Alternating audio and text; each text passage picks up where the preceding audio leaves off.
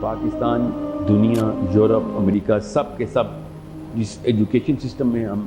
گزارا جاتا ہے اس میں آپ گزرے ہوئے ہیں، آپ کو پتہ ہے کلاس میں 100 بچے ہیں اور 2 بچے ہوں، ایک بچہ ٹاپ کرتا ہے اور ایک بچہ نیچے آ جاتا ہے، اور فیصلہ ہو جاتا ہے کہ جس بچے کو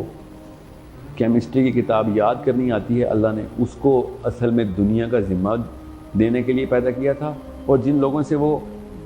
کوئز اور پیپر ایگزامینیشن پورے نہیں ہو رہے تھے اللہ تعالیٰ نے ان لوگوں کو بس دوزخ کا ایندھن بننے کے لیے پیدا کیا تھا، اور وہ کوئی کام نہیں کریں گے بڑا، وہ صرف اور صرف نعرے بازی کریں گے جلسوں میں کھڑے ہو کر۔ یہ ہمارا نظام ہے تعلیم کا،